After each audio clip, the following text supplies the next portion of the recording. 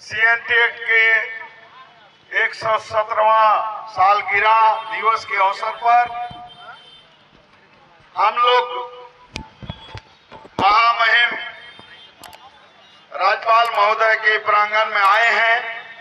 इसमें मुख्य रूप से झारखंड उलगुलाम संघ और आदिवासी बचाव मोर्चा के संयुक्त तत्वाधान में एक कार्यक्रम हो रहा है।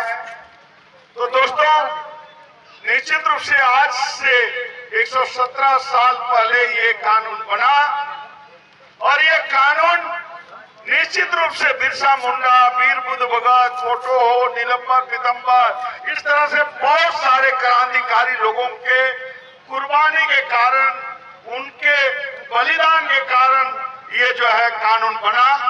और आज हम लोगों के पास जो जमीन है, निश्चित रूप से इसी कानून के तहत जमीन बचा हुआ।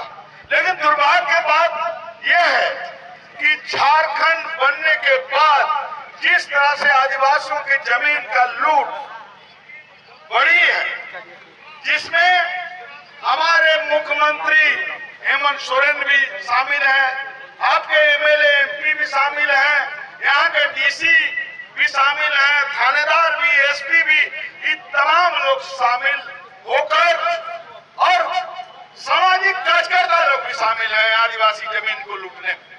तो दोस्तों, अगर आदिवासियों का जमीन को बचाना है तो हमको एक ही रास्ता दिखता है कि हम लोगों को गांव-गांव में लोगों को जागरूक करना पड़ेगा, बाधा को जागरूक करना पड़ेगा, मानकी मुंडा को जागरूक करना पड़ेगा, माझी प्रगणित को जागरूक करना पड़ेगा।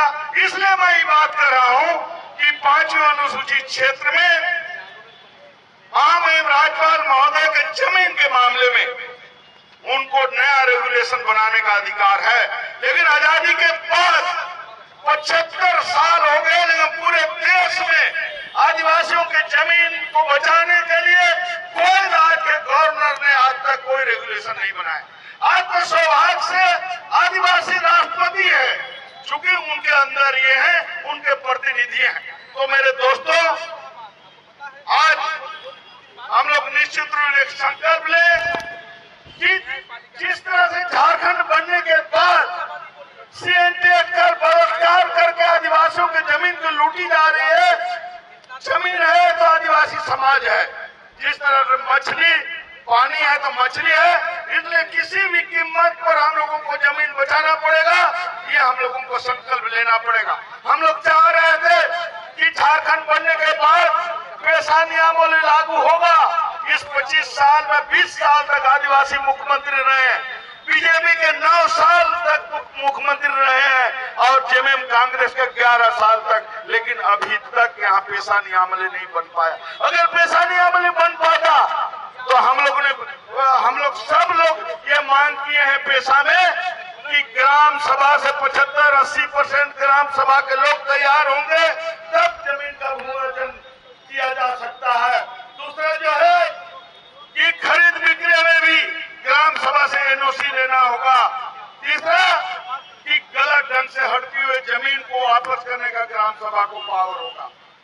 तो इसलिए हम लोगों को ये अधिकार नहीं मिल रहा है, क्योंकि बालू ये लोग सब मिल के बेच रहे हैं। आपके एमएलए भी, मुख्यमंत्री भी इसमें शामिल है। गिट्टी मिट्टी ये लोग सब बेच रहे हैं, जंगल को बेच रहे हैं। तो दोस्तों, अगर पेशा नियमावली लागू हो जाएगा तो आपको बालू से लेकर तमाम चीज आपको अधिकार मिलेगा। इसलिए ये लोग अधिकार देना नहीं चाहते।